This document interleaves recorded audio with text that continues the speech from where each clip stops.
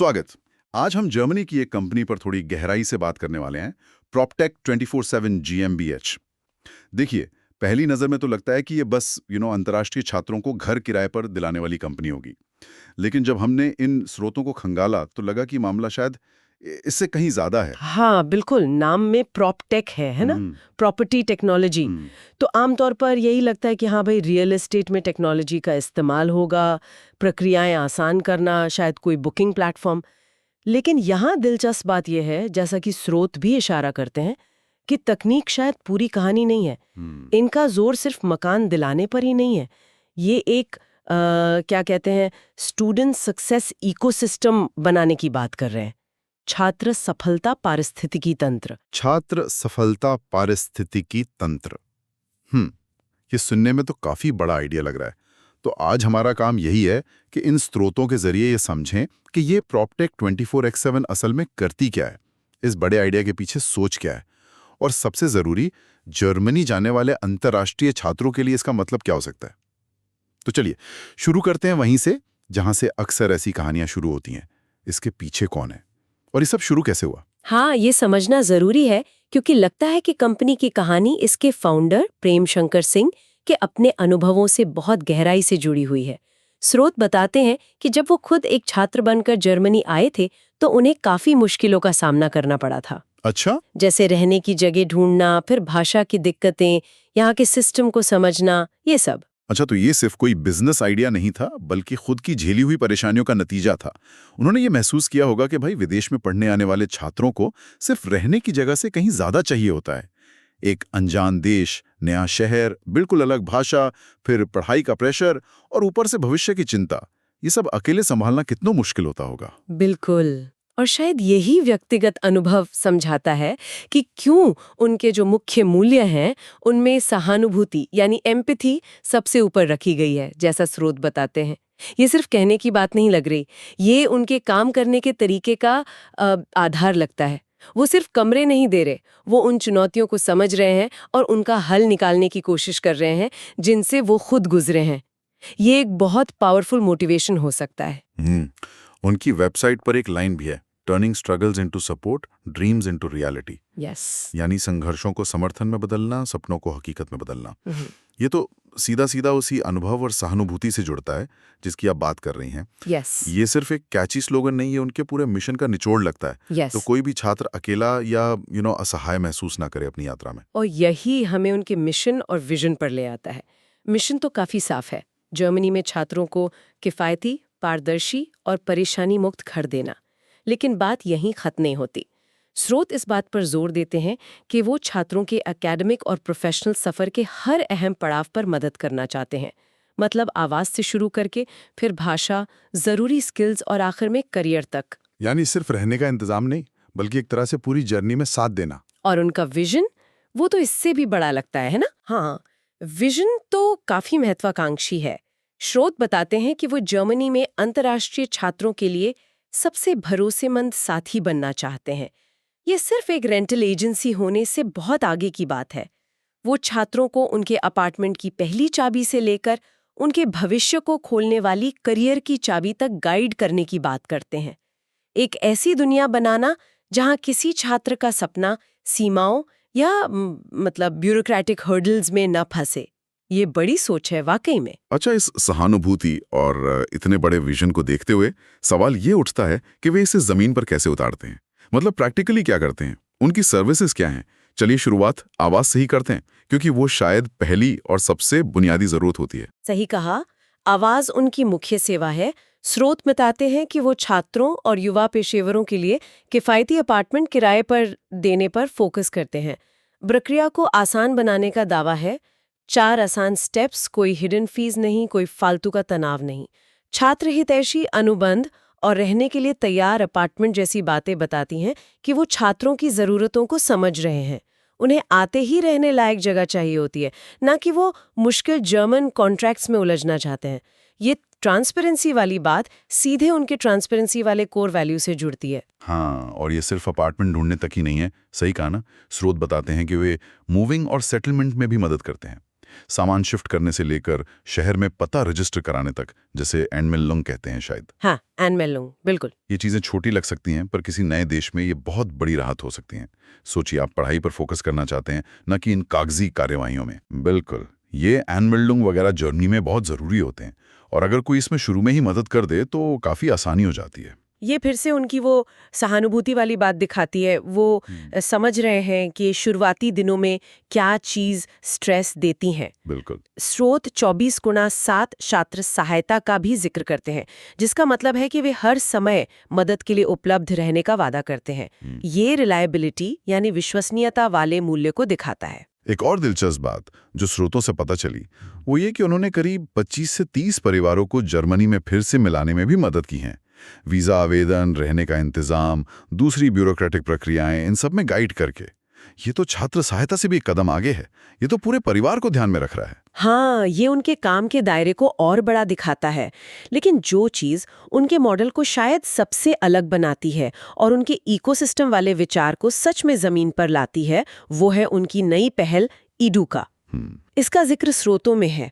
ये आवाज से आगे बढ़कर कौशल और करियर पर फोकस करती है। हाँ, एजुका। इसके जरिए वो जर्मन भाषा सीखने में मदद, आईटी में अपस्किलिंग, यूनिवर्सिटी एडमिशन प्रोसेस में सहायता और करियर काउंसलिंग जैसी सर्विसेज देते हैं। तो ये वाकई एक 360 डिग्री अप्रोच है। आप जर्मनी आए, उन्होंने रहने में मदद की, सेटल होने में मदद की, और फिर आपको यहाँ की भाषा, जरूरी स्किल्स और करियर के लिए भी तैयार कर रहे हैं। ये सिर्फ जरूरतें पूरी करना नहीं, ये तो एक तरह से एम्पावरमेंट है, क्षमता निर्माण जैसा है। सही कहा। ये उस इकोसिस्टम वाली बात को बिल्कुल साफ कर देता है। वो सिर्फ एक सर्विस नहीं दे रहे हैं, बल्कि सर्विसेज का एक पूरा नेटवर्क बना रहे हैं जो छात्र जीवन के कई पहलुओं को कवर करता है। ये एक दिलचस्प मॉडल है, खासकर अंतर्राष्ट्रीय छात्रों के लिए, जिनकी ज़रूरतें अक्सर एक दूसरे से जुड़ी होती है ना। रहने की जगह मिलेगी तभी तो पढ़ाई पर ध्यान लगेगा, भाषा आएगी तो नौकरी ढूंढने में आसानी होगी। चलिए, उनके मुख्य मूल्यों पर थोड़ी और बात करते हैं। हमने सहानुभूति, पारदर्शिता, विश्वसनीयता की बात की। स्रोत एक और मूल्य बताते हैं, नवाचार यानी इनोवेशन। इसका मतलब शायद टेक्नोलॉजी का इस्तेमाल करके छात्र यात्रा को आसान बनाना है। क्या स्रोत इस बारे में कुछ और बताते हैं कि ये प्रॉपटेक वाला हिस्सा कहाँ फिट होता है? देखिए, स्रोत इस पर बहुत ज़्यादा टेक्निकल डिटेल नहीं देते कि वो कौन सा खास सॉफ्टवेयर या प्लेटफॉर्म यूज़ करते हैं, लेकिन इनोवेशन का जिक्र ज़रूर है। ये शायद उनकी प्रोसेस को स्ट्रीमलाइन करने में दिखता हो, जैसे वो 4 स्टेप वाली प्रक्रिया, या शायद कम्युनिकेशन बेहतर बनाने में, या फिर एड्यूका जैसे नए समाधान डेवलप करने में। ऐसा लगता है कि तकनीक उनके लिए एक जरिया है, मंजिल नहीं। मुख्य जोर उस पूरी होलिस्टिक मदद पर है। प्रॉपटेक नाम उन्हें एक मॉडर्न पहचान जरूर देता है, लेकिन कंपनी का दिल शायद उस सहानुभूति और इकोसिस्टम में ही बसता है। तो ये चारों मूल्य, सहानुभूति, पारदर्शिता, विश्वसनीयता और नवाचार, मिलकर उनके ब्रांड प्रॉमिस की नींव बनाते हैं। विश्वास, पारदर्शिता और परिवर्तन, ट्रस्ट, ट्रांसपेरेंसी और ट्रांसफॉर्मेशन। ये सिर्फ सर्विसेज बेचने से आगे की बात लगती है। जैसा आपने पहले कहा था, ये सिर्फ अपार्टमेंट की चाबियां नहीं, बल्कि भविष्य की चाबियां। भाषा, स्किल्स, करियर सौंपने जैसा है। ये छात्रों के भविष्य में एक तरह का निवेश लगता है ना? बिल्कुल। और ये देखना भी दिलचस्प है कि ये कंपनी कैसे इवॉल्व हुई है। स्रोत बताते हैं कि ये सिर्फ एक हाउसिंग प्लेटफॉर्म से शुरू होकर खासकर एजुका के लॉन्च के साथ एक पूरे इकोसिस्टम में बदल गई है। ये दिखाता है कि वो बाजार को और छात्रों की ज़रूरतों को समझ रहे हैं और उसके हिसाब से खुद को ढाल रहे हैं। ये सिर्फ अपने शुरुआती आइडिया पर टिके रहना नहीं है, बल्कि लगातार विकसित होना है। और उनका इरादा यहीं रुकने का नहीं लगता, भविष्य की योजनाओं का भी जिक्र है। हाँ, स्रोत बताते हैं कि वो जर्मनी के दूसरे शहरों में और फिर शायद पूरे यूरोप में विस्तार करना चाहते हैं। वे अपने ऑपरेशंस को बढ़ाना चाहते हैं, स्केल अप करना चाहते हैं और इनोवेशन जारी रखना चाहते हैं। उनका लक्ष्य इस छात्र सफलता इकोसिस्टम मॉडल को और ज्यादा छात्रों तक पहुंचाना है और इसे समय के साथ और बेहतर बनाना है। ये महत्वाकांक्षा उनके विजन से बिल्कुल मेल खाती है। अच्छा, इस विस्तार की बात से एक सवाल मन में आता है। ये मॉडल जो व्यक्तिगत अनुभव और सहानुभूति पे इतना टिका है, क्या इसे बड़े पैमाने पर, मतलब स्केल पर लागू करना चुनौतीपूर्ण नहीं होगा? क्या वो पर्सनल टच, वो भरोसे वाला रिश्ता बनाए रखना मुश्किल नहीं हो जाएगा जब आप हजारों छात्रों के साथ काम कर रहे हो? होती है। सहानुभूति और भरोसे को आप आसानी से स्टैंडर्डाइज नहीं कर सकते, है ना? उन्हें शायद ऐसी प्रक्रियाएं और टेक्नोलॉजी विकसित करनी होंगी जो बड़े पैमाने पर भी उस मूल भावना को, उस एसेंस को बनाए रख सकें। हो सकता है लोकल टीम्स को ज्यादा पावर देना, टेक्नोलॉजी का स्मार्ट तरीके से इस्तेमाल करना, ताकि इंसानी इंटरैक्शन उन जरूरी मोमेंट्स के लिए बचा रहे।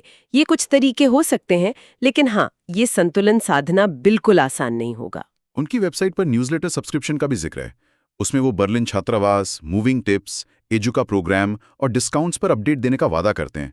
ये शायद अपने कम्युनिटी से जुड़े रहने और उस भरोसे को बनाए रखने का एक तरीका है, भले ही वो बढ़ रहे हों। हाँ, कम्युनिकेशन और कम्युनिटी बिल्डिंग बहुत ज़रूरी हो जाते हैं, खासकर जब आप एक्सपैंड कर रहे हो। ये दिखाता है कि वो सिर्फ एक बार सर्विस दे के भूलना नहीं चाहते, बल्कि एक रिश्ता बनाना चाहते हैं। तो इन सभी स्रोतों को अगर हम मिलाकर देखें तो प्रॉपटेक 24/7 GmbH की एक काफ़ी दिलचस्प तस्वीर उभरती है। ये नाम से भले ही एक प्रॉपर्टी टेक कंपनी लगे, लेकिन असल में ये एक मिशन पर निकली संस्था ज़्यादा लगती है। अंतर्राष्ट्रीय छात्रों के जर्मनी आने के अनुभव को जड़ से बेहतर बनाने का मिशन, जो फाउंडर के अपने संघर्षों से निकला है। बिल्कुल, ये इकोसिस्टम वाला नजरिया जिसमें आवाज, भाषा, स्किल्स और करियर सपोर्ट को एक साथ लाया गया है, ये अंतर्राष्ट्रीय छात्र गतिशीलता की जो जटिल चुनौतियां हैं, उनका एक वाकई अनूठा समाधान पेश करता है।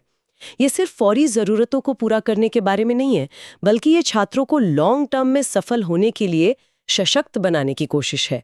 ये दिखाता है कि कैसे पर्सनल एक्सपीरियंस एक ऐसे बिजनेस मॉडल को जन्म दे सकता है जिसका एक सोशल इम्पैक्ट भी हो। और ये हमें उस शुरुआती सवाल पर वापस लाता है कि छात्रों के लिए इसके क्या मायने हैं। इसका मतलब है कि कम से कम जर्मनी में छात्रों के पास एक ऐसा विकल्प उभर रहा है जो सिर्फ छत नहीं, बल्कि एक पूरा सपोर्ट सिस्टम देने का वादा कर रहा है। हाँ, और ये दूसरे सर्विस प्रोवाइडर्स के लिए भी एक तरह की चुनौती पेश कर सकता है कि वो भी अपनी सर्विसेज को और ज़्यादा होलिस्टिक बनाएं। ये छात्र सहायता के क्षेत्र में शायद एक नए स्टैंडर्ड की तरफ इशारा कर सकता है। यहाँ पर जाते जाते एक विचार छोड़ जाते हैं सोचने के लिए। जैसा कि हमने बात की, ये सहानुभूति संचालित व्यक्तिगत अनुभव पर आधारित मॉडल बहुत शक्तिशाली है, लेकिन जैसे जैसे प्रॉपटेक 24/7 जैसी कंपनियां बढ़ेंगी और सफल होंगी, क्या उनका यह पर्सनल टच फीका पड़ने का खतरा है? क्या स्टैंडर्डाइजेशन और बड़े स्केल पर काम करने की जरूरतें उस मूल सहानुभूति को कमजोर कर देंगी जिसने इसे जन्म दिया था? जाते वे कोई ऐसा रास्ता निकाल लेंगे जिससे विकास के साथ साथ वो इंसानी पहलू, वो मानवीय स्पर्श भी बना रहे। ये देखना वाकई दिलचस्प होगा कि वो इस संतुलन को कैसे साधते हैं।